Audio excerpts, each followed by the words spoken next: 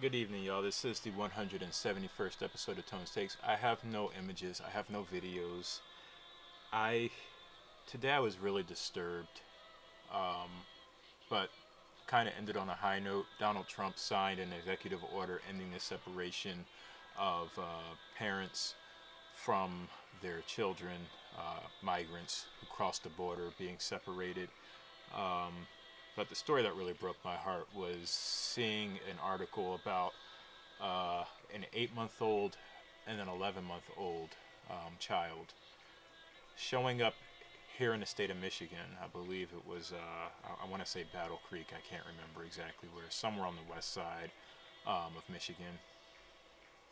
It just absolutely breaks my heart. I mean, there were videos showing Rachel Maddow breaking down on TV, and if that type of stuff doesn't cause you to feel some type of way, then maybe you should switch places with the people that are fleeing the violence and the destruction happening in some of these Central American countries. And that's what I actually wanted to focus on today.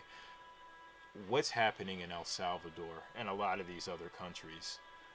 Why are they fleeing? Because that's the real question. I mean, it's not an issue that people are fleeing and moving. People should be allowed to move freely from country to country regardless. That's my honest. Now, it should be legal. Like I've said before in previous videos, we need to make sure that we know the people that are coming into the country so that we can take care of them and so that we can ensure that they actually have a good quality of life and that they are contributing to our society.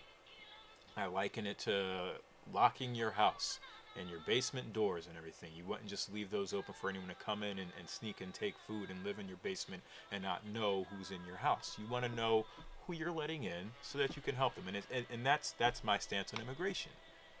But when there are crises happening in other countries, when people are fleeing death and persecution,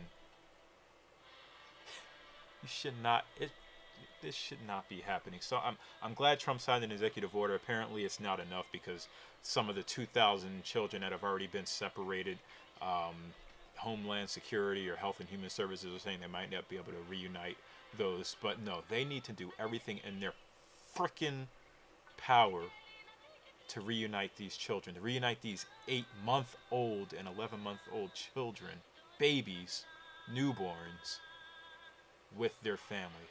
It's disgusting. Are we not human beings? I don't understand. So here's what's happening in El Salvador. This is why people are leaving, and I'm not going to take long. But I'm reading from this article in The Guardian.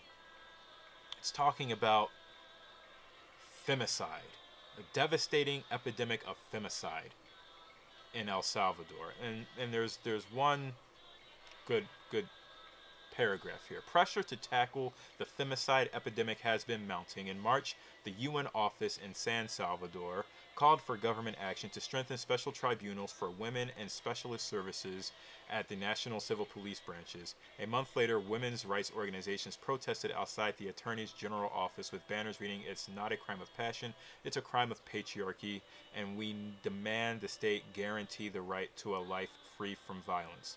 According to the UN, Latin America and the Caribbean is the most violent region in the world for women, with femicide occurring on a devastating scale in Central America, where 2 out of 3 women who are murdered die because of their gender. In El Salvador alone, 468 femicides occurred in 2017, one every 18 hours, according to the Institute of Legal Medicine. If you want to know the stat for 2018, already 152 women have been murdered between January 1st and May 1st.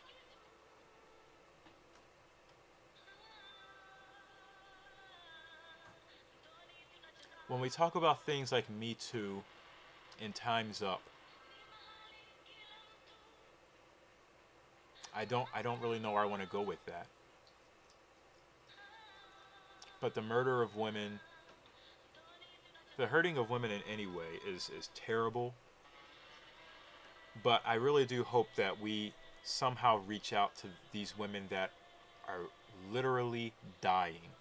Not to lighten what's happening in the US with everything that women go through, rape, abuse, sexual abuse, whatever. But somehow we got to help people around the globe as well. We are in too good of a position to let this happen. And addressing our border issues isn't going to solve the issue. We can't close our doors and turn a blind eye to what's happening around the world. We can't.